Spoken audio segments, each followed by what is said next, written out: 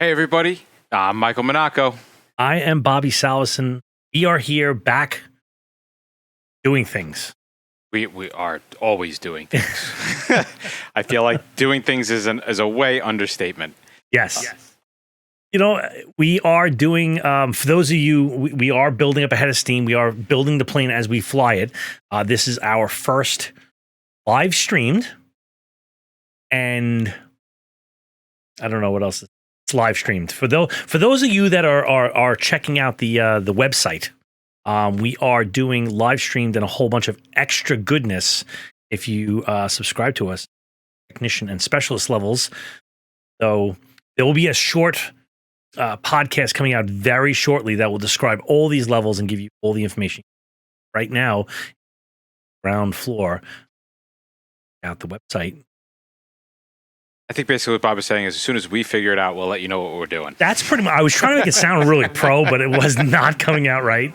Because literally building it as we fly is a pretty good interpretation. We have one idea. Can we do it? Nope, can't do it that way. Let's do it a different way.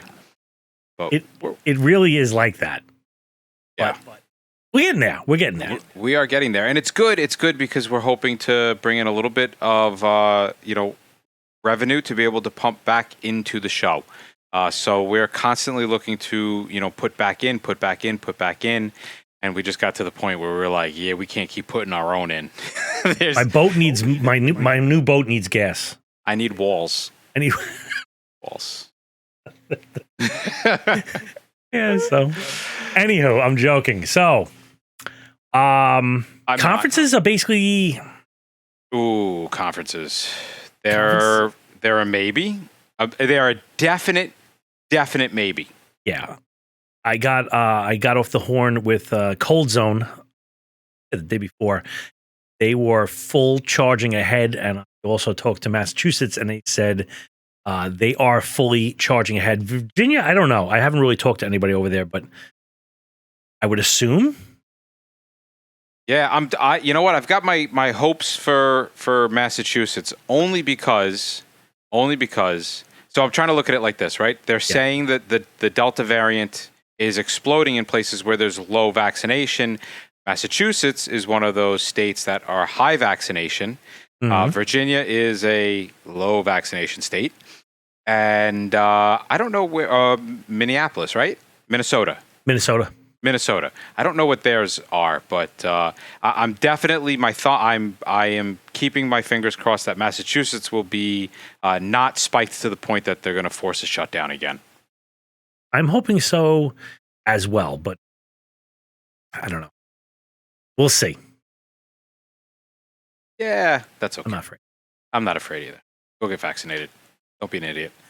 And if you don't tell me I got to wear a mask because you don't want to be vaccinated. All right, never mind. All right, so speaking of being sick, kind of segues. Oh, thank you. I love it when I do that. We are talking a little bit today about what can be a very frustrating run or call or emergency. And it's frustrating for a couple of different points. But we are referring to the sick building, that sick building run, whether you're going into like a single family dwelling or a multiple apartment building, really trying to nail down that little itty bitty bit of like, what is causing these people to be sick? What is causing them to react this way? Where is it coming from? All that can be a really, really difficult run to go on. And mainly because the pressure of this run, is there's so much put on us because our tools are limited and the expectations from the outside world tend to be really, really high, right? Like they turn around and they're like, hey, we've got people sick. We know there's something going on. Let's call the only people who have a clue what to do and they'll come and fix it all. Well, there's two parts that you just said that have to be unpacked. First off, I think a lot of people are asking, what the hell is a sick building? And sick buildings are typically, they're not always a building, typically a building, but for the most part, they're a building, right? they are at levels that are below the metering of most companies. Right? Yes. And they still have some type of negative or deleterious type outcome for the people that are in the building, right? So you'll have like 10 people around the water cooler that'll feel a little ill. But the meters are not showing anything. And so we're going down to the very low areas. Yeah, and this can be really difficult. So we figured we've had a bunch of these runs throughout the course of our however many years, and so we were like, let's put together a list of like 7 or 8 points that we have learned throughout our sick building runs that could help guide other people through sick building runs. So yeah, that's kind of what today is. It's pointers for sick buildings. I just want to throw one more thing out there: is that Mike said that there was a lot of pressure on us. That is an absolute truth, because when regular companies pull out their meters, they think they got it all under control. Trucks, the engines, the police cars, the RMPs, the EMS station, whatever the hell it is, when they pull out their meters, they think, okay, my meter says something or it doesn't. But when the meters don't say anything, yet I have 20 people, that's where the people that we're talking to right now are really going to come in. So we're going to kind of give you a lot of the tricks of the trade, and then at the end, call to action. Ooh. We're gonna go into our premium level, and we are going to give you a whole bunch more tricks and tips that hopefully you guys are able to put into action. So if you guys want to hear that after show, then by all means go to the podcast, hazmatguys.com, and sign up for one of the levels. Anywho, yeah, it's good stuff. It's good stuff. I think so. All right. So tip number 1 when dealing with sick buildings. Yes. Do not ever say that again.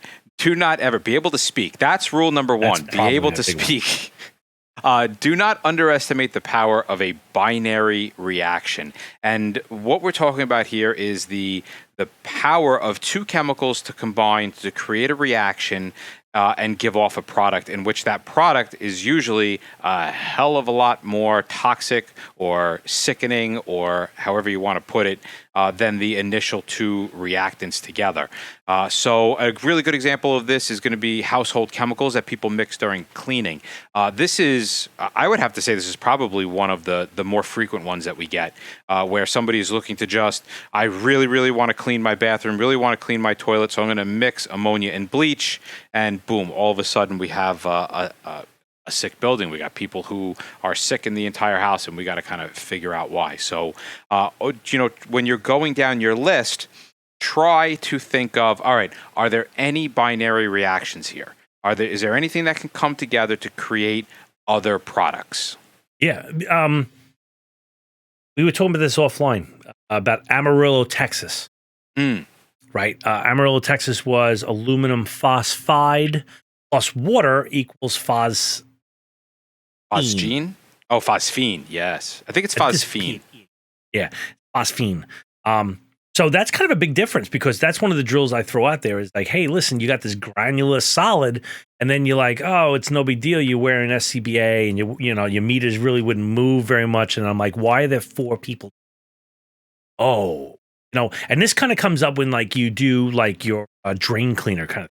When you pour the drain cleaner in there, that plus maybe the fats in the air or the grease that you pour down there, or the water itself, amplifies or modifies that chemical into something that's not the same.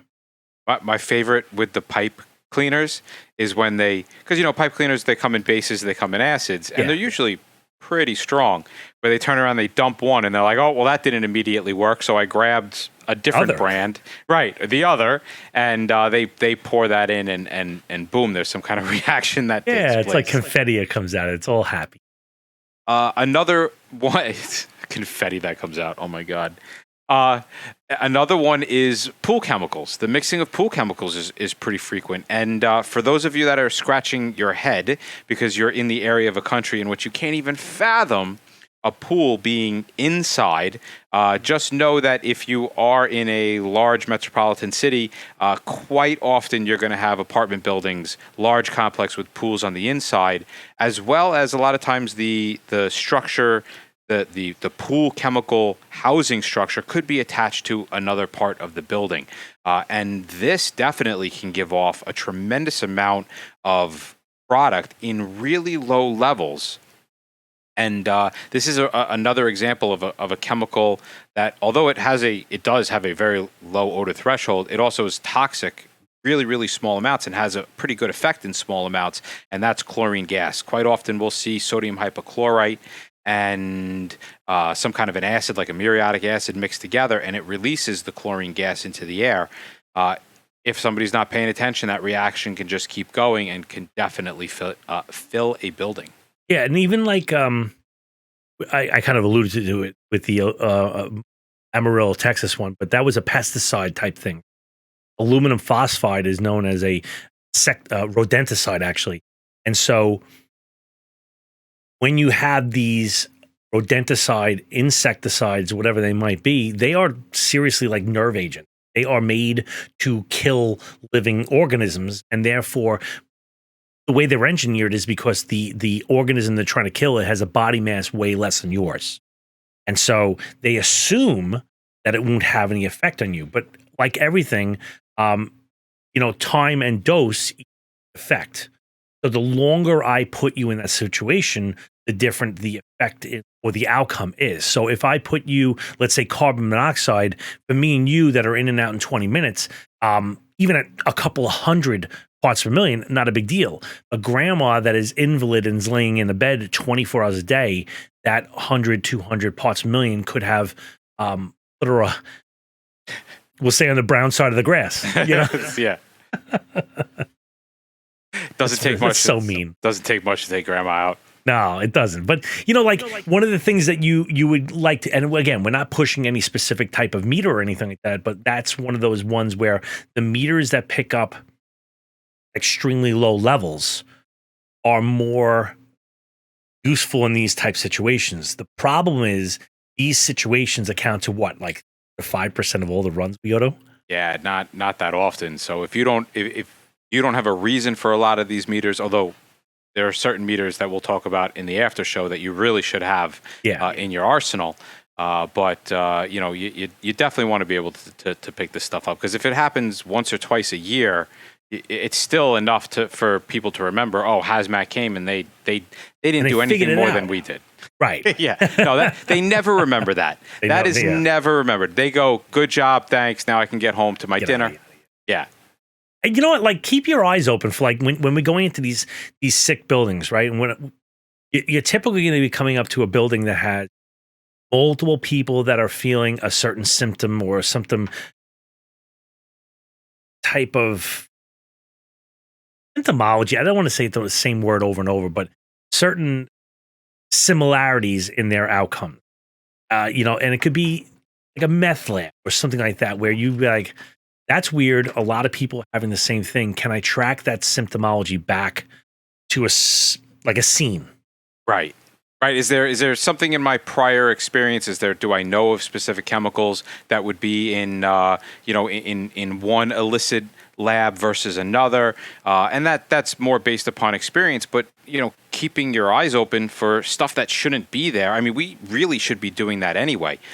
We've had runs where they're making synthetic marijuana, and they've flashed the bottom of the building. Nobody got sick, burnt, and died, right. But it wasn't a sick building. But it's being done in these facilities. Do you remember the guy that was trying to make his own herbs? He was trying to make his own supplements, and he took. Did he have a pill press?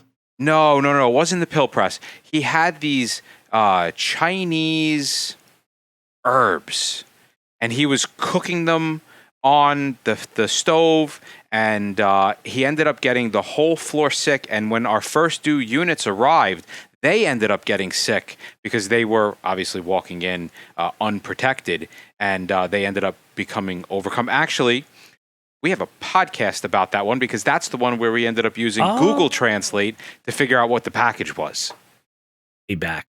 that was a long time ago. Yeah. So yeah, it could be you could be a number of things. So kind of keep your eyes open. And the same thing is going to go with explosive labs, or even just like somebody making fireworks. Like, who knows what kind of stuff is getting mixed together and, ends up reacting and off-gassing or accidentally cooked. So, always making sure that your eyes are open, take in everything that you see and make sure you transmit that to your team so there's clear communication.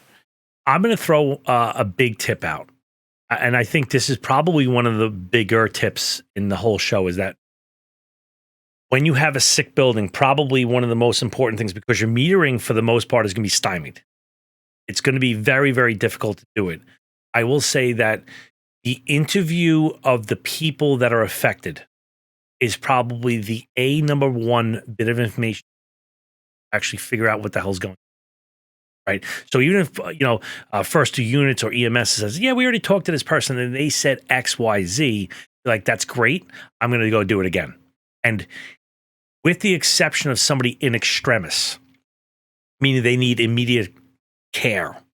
Right. CPR. Like that kind of crap. Tourniquets and that. If you have somebody that's in those things, obviously they're going to be transported to the hospital. But if you have the option of like nobody's in extremis, everybody stays on scene until I talk to them. Nobody leaves because I need to talk to everybody. It's almost like a detective thing, because I've seen ones where, and I think you might have been there. We had a high rise where everybody was sick. It was like August. Everybody had kind of the same symptoms, but they were on multiple different floors and none of our meters were picking up on anything. And then somebody slipped and said, oh, there was a memo that today was beach day. And so basically everybody was faking sickness to go to the beach and call sick. They all wanted to go home. Yes. So separating people is going to change your symptomology. Yes. I promise you that. Even if they even if they're not faking it, it's just a good idea to break everybody apart, because, my light headache suddenly becomes, a bigger headache when 4 other people are saying, oh, I have a really bad headache. They start, like, panic breeds panic, and symptoms breed symptoms. I had a little itch too. Oh, maybe my headache is worse than I thought. If everybody else has got a bad headache, and, and that can cause the signs and symptoms to be congruent when, if they're not, if one person's complaining of a stomach ache and the other person's complaining they can't see, well, there's probably a good possibility the two things are not related. Yeah. I would say, yeah. And what's up? You got to separate them out, which is not easy to do. And you have to talk to them all, kind of have like the poker face on. You got to be like, yeah, no, I get it. Even if things aren't adding up, don't be like, you're an idiot, or I don't believe a thing you're saying. That is not going to work. And if you can't get like good answers, or if you're just, there's not a lot of information, have somebody else ask the same questions in a different way. Maybe they can, come about something a little different. Maybe they'll think of a question that you didn't, where, you end up finding the answer through the interview process. Yep. And while we're doing that interview process, the next tip that we have is to actually compare the signs and symptoms of the people that are sick, because we want to make sure that they're all congruent. And we have it's a very strong indicator when everybody on scene has the same, well, this chemical affects my neuro system. So maybe everybody's kind of talking with a little bit of a stupor, or everybody's got a headache, or everybody's eyes were watering. That really helps indicate to me that there is something significant going on, and it's not just generalized. So what I would normally do, right, is I would take all those signs and symptoms and I would relay them off to the other team. Now, as like an entry team, what I can do is I can start looking through the chemicals that are actually in that building. This is especially true, like if you're looking at a commercial structure, but even a residential, right? I've got stuff under my kitchen cabinets. I have stuff in my garage. I've got stuff in my shed. Let's try to figure out, based upon what the signs and symptoms are from the resource or the tech ref or whatever you want to call them, what kind of chemicals can actually produce those results. So I'm generally going to start to look through my possible list of chemicals. If you're going into a commercial, this is where you want to go and you want to get your MSDS sheets or your SDS sheets, your right to know, whatever you want to call them, because that's going to give you all the information right there. House is a little bit harder. Residential buildings are a little bit harder for that because I don't have a list of the chemicals that I keep. And you want to turn around and one of the chemicals or one of the chemical physical properties that I look for is a low odor threshold, because low odor thresholds provide the ability for the body to sense the chemical is there. And there are plenty of people who have visceral or systemic reactions just from smells. We can be sickened by the smell of something, and a chemical can absolutely trigger that smell. So I will turn around and I'm going to look for things with low odor thresholds, and I'm going to see if those are the possibility of it being there. So I would then turn around and look at my meters and try to see if I can detect that chemical or presence of that chemical, and really go from there. If it's a low odor threshold, with that being said, I'm probably not going to pick it up on my instrumentation. Because usually things that are such low odor thresholds, I'm not going to get it in the parts per million. I'm going to get it in the parts per billion. So that's where some of the meters that Bob was talking about before that are really, really, really low threshold picker-uppers, they're going to become one of our vital meters in the process like this. But 95% of the time, they're pains in the ass. Yeah. Those meters, I hate them.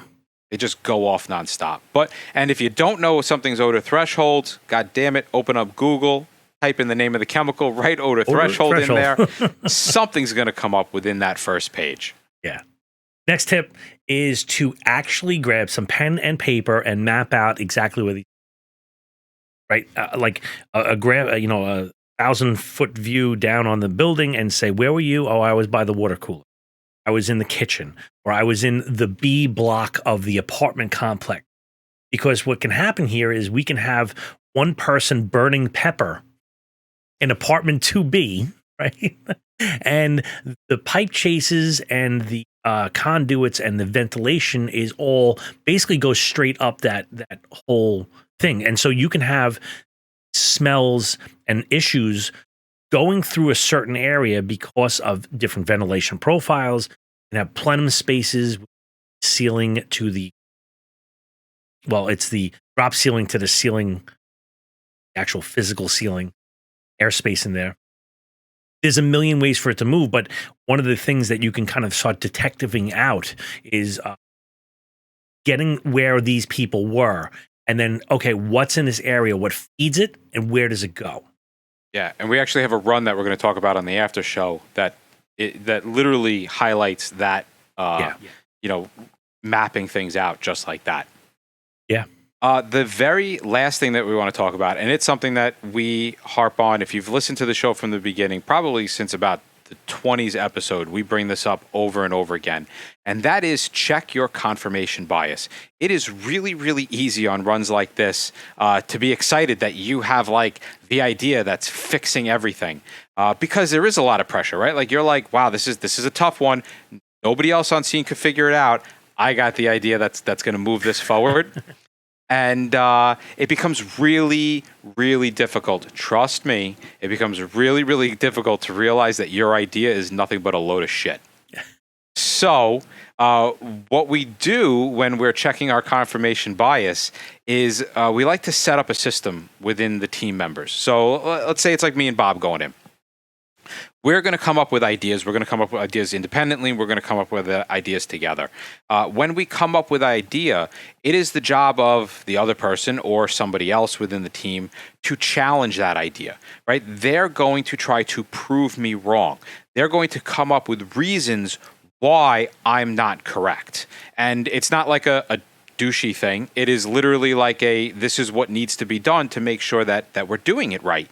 And so all along the process, he's looking for things that are going to prove me wrong, and I'm looking for things that are going to prove him wrong. And if by the end we can't find any flaws that prove somebody's point wrong, then most likely that's going to be at least the path that we want to go explore to see if we can solve the problem. Yeah. Even if I think he's on the right track, I'm still going to try to poke holes. Yeah. I have to. Yep. It's not us just being jerks and stuff like that. And if somebody, if I came on the same scene with you and this guy, who the hell is this guy? I know he's got a podcast, but does he really think he's that good? No, I'm not being a jerk. I'm really I'm trying to make sure that your hypothesis, because that's all it is an educated guess at this point. That's it. Is the method we should go in, and I'm trying to blow it up. And if I can't, with all my guns in my pocket or whatever, I can't blow it up. All right, let's keep going. And when I do it, I expect you to come on my scene and second guess me. I'm not saying second guess. That's actually the wrong wording to say. We're having a concerted, I know, I accept your criticism. It's not like I'm asking you, hey, listen, blow my stuff up. I don't just have some like heckler. Yes. Like some crowd heckler that's coming in like, who the hell is this guy? Yeah, we don't want that. No, definitely not. You want somebody who's going to be like constructive. Constructive, right? Not like tear you apart. Like, oh my God, you're so. How could you possibly think that? And there is one more thing to remember, and I just looked it up right now because I couldn't remember the name of it. OCCAMS Razor is a logic. It's Occam's theory. Yeah, sure. Right. It's a logical principle, and it deems that science and us, right? If there's multiple theories out there, the chances are the simplest possible theory is the explanation that's going to fit the data. So if you have multiple theories, try to sit and think, all right, which would take the least amount of energy to produce is really what we're talking about here. And then go down that path. Not saying it's always the right answer, but more often than not, it's a simple explanation that is going to bring you to the right path. Well, that wraps up the regular show.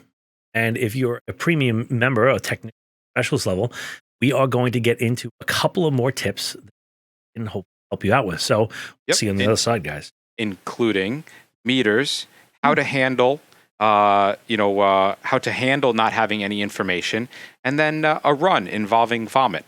Oh.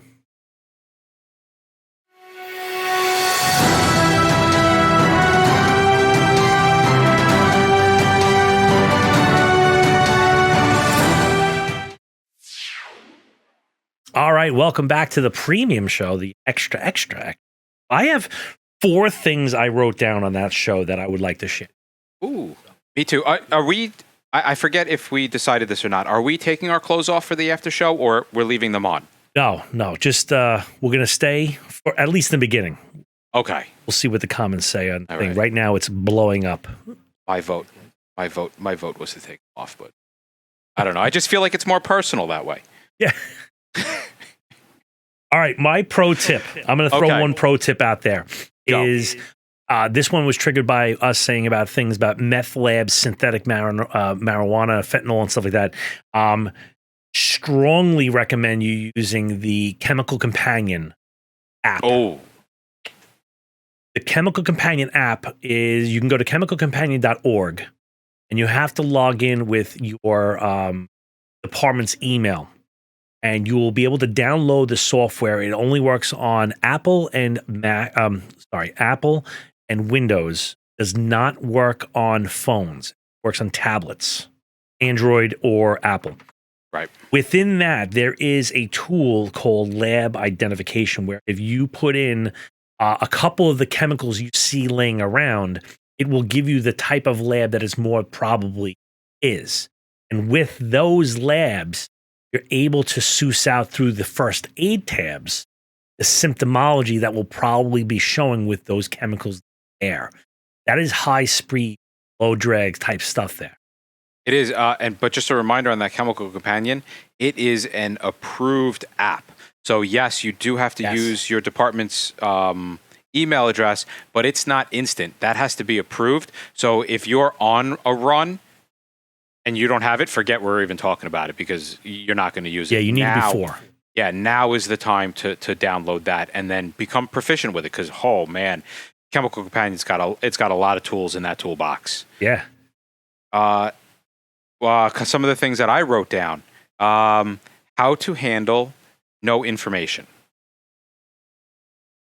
Right? So we go on scene and we are metering and monitoring. And this is where the pressure of that sick building kind of really starts to push on you.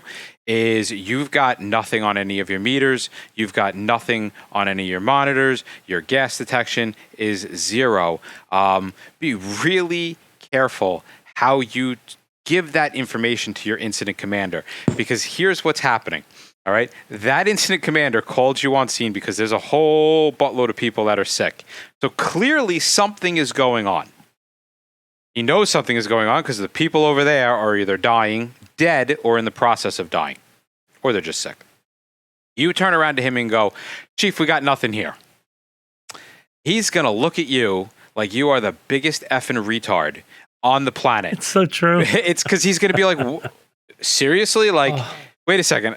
I've got like $9 million invested in you. They're throwing up. You're telling me nothing is going on here. All good. All's good. All good, Chief. So be really careful with how you use the information. Give the information, right? You want to acknowledge that there's something going on, right? Yeah, Chief, we have something. Clearly we have something going on. So let's say we got absolutely nothing on any of our meters. And we've talked about this in other shows, but it is very important to be like, "Chief, there's definitely something here, clearly, because there's something going on. But in the atmosphere, we're not getting any deflection in our O2, so it's not an oxygen deficient environment. I've got nothing on my PID, so whatever's in the air doesn't have a IP of less than 10.6, possibly not toxic. I've got nothing on the electrochemical sensors that I'm indicating, and my CO sensor is not giving me anything, and that is a pretty big list of stuff that it can pick up. So I'm pretty comfortable with the fact that there's no immediate health, no immediate safety risk here. It may be a long-term safety risk, right? Like exposure to whatever this chemical is over a long period of time. But as far as an immediately dangerous to life and health, I'm not seeing it. That's important because immediate means emergency, which means us, where prolonged means like environmental health, where they're going to do a study on things. The Department of Environmental Protection might come in. Your local health department might come in. Whoever's kind of in charge of health and safety for the public. Now you've given your incident commander the cue that, okay, we've done everything we can. We're pretty sure no one's going to drop dead within the next day. Let's bring in somebody else to take this over. Right. I like that one. I'm going to throw one more out at you. A little app in there that you might not know about, or you might know about. In the Wiser app, there's a sub app inside there called CHEMM, CHEMM. I don't know. It's in there. Look around for it. Do something. We can't do everything for you, damn it. Will you please? Jesus. So in there is two different variants of it. One variant of it, you can give your chemical and physical properties that are observable. Like it's green, it's a liquid, it's this, it's that, and it'll filter it down. And the other one is for symptomology. Whereas if you have burning eyes and you have an itch and you have this and you have a rash, it'll say, well, it could be any one of these chemicals, which may shortcut all those things you're looking for. Interesting. I'm gonna have to play with that one because I didn't even know that existed. Yeah, CHEMM. Different M's. All right, very cool. We were talking about the simplistic before. Yes. Don't underestimate that it could be a biological issue. And I'm not talking like a weapon of mass destruction. We had a sick building once where there was stuff in the toilets, the sinks, and the bathroom. It's like almost like it was coming up from the drain. And people were sick, like actually, stomach ill, vomiting, diarrhea type of sick. Hard to fake that.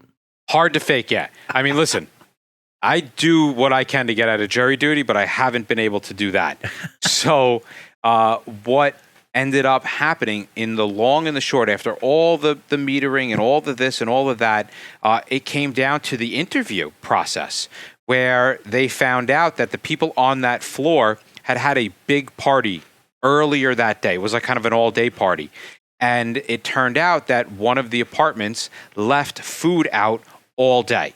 And it ended up becoming tainted with some kind of a bacteria. People ate it, and the entire floor, everybody that ate it, ended up getting sick. And the stuff that was in the sink and in the toilet and in the bathroom was black beans and rice vomit. So it turned out that it had nothing to do with the chemical in the air. It had nothing to do with anything other than literally a biological, for lack of better words, attack on one neighbor to another. That's awesome. Yeah. All right, I got another one for you. Actual metering and PPE. Oh, well, okay. I'll go with the metering first. In these type of situations, we were talking about parts per billion meters, and those things are pricey to say the least. Pain in the ass. I am personally, not a fan of getting them as a first line thing if you're a specialty department or something that might need them. But the problem is that they are so freaking sensitive. Some parts across the river, they go off. Now, these sick buildings aren't a common occurrence. I'll say they're probably between 3 and 5% of our old runs. Right? They're not very common.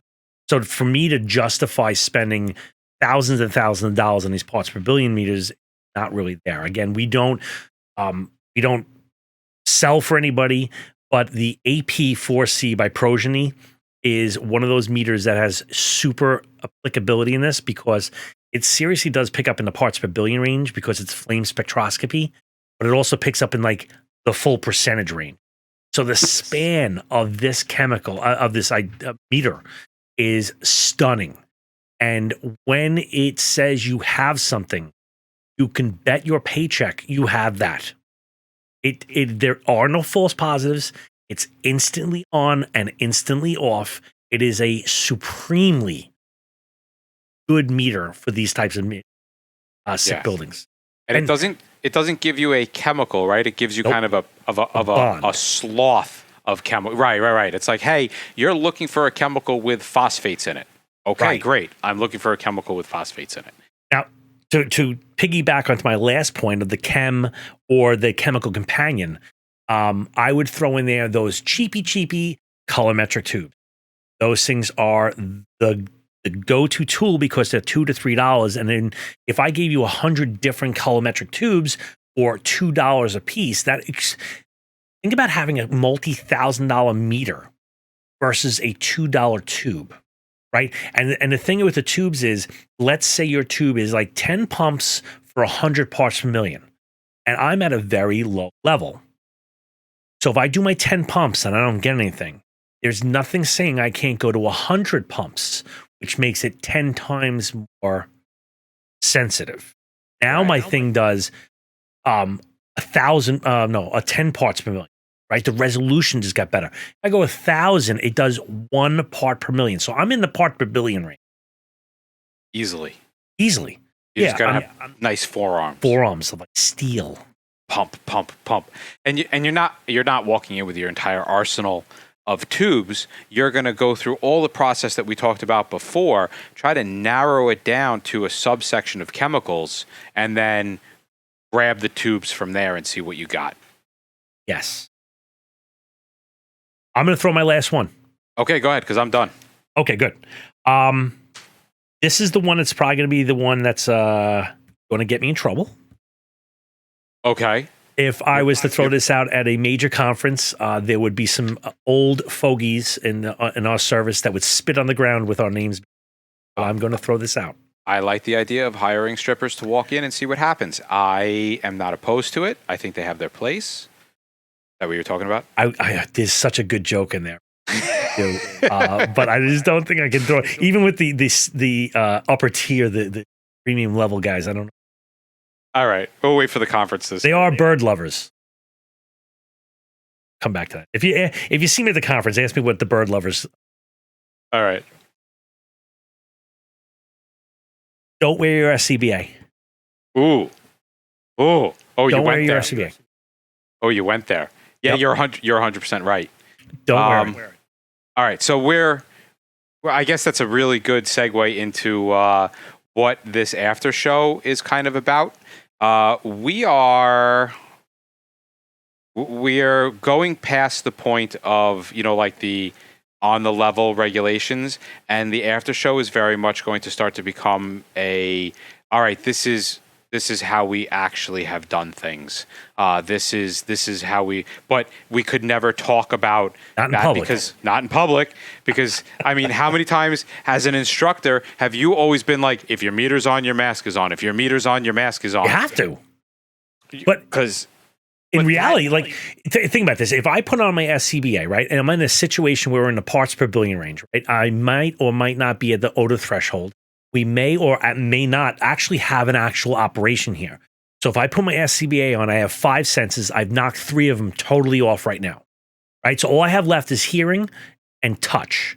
Right. I've shut down taste, smell, and I've occluded a little bit of the vision, right? So the nose and the taste are extremely sensitive things, which could point me into I have something or I don't have something. Remember, our duration of operation is very small. That's why I'm pretty confident in this. If I go into the area where maybe if there's a really tight cluster around that sink, of course I'm going to wear my SCBA. Everybody around this thing got sick. But if I have an entire floor and everyone's like, yeah, I kind of felt a little sick over here, and I'm not wearing my SCBA. I'll tell you that. I'm not saying I'm going up there with shorts and flip-flops on, but I'm going to have the SCBA on my back. I'm going to have it all ready, but I'm going to be using all of my senses in order to find out what this thing is. Right. And all right, so we can almost officially justify this because we can turn around and say, listen, I'm not putting my mask on in the street. I'm not putting my mask on in the rig, right? I'm not getting off the rig with it on. I'm not putting it on in the street. When does my mask go on? Well, my mask goes on when there's an indication from my meters that I need my mask. So there's nothing saying that I can't continue to walk into a situation relying on my meters to let me know when to put my mask on. So we're not turning around being like, walk in and then rip your mask off and start sniffing around. We're literally saying what actually happens is that 9 times out of 10, you are walking around without a mask on because your meter hasn't indicated that you need to change your personal protective equipment. Right. And one of these things in these premium, and we'll leave it here, is that we're trying to give you the ammunition to fight back against somebody that is maybe not on the level as you are, when they go, well, you told me in class that we always wear our SCBA when we're using. The reason for it is the 5 senses, low level, the short duration of time. I don't know what else to tell you. That's what I would fight back with. Yeah, that's got to understand the game to fight the game.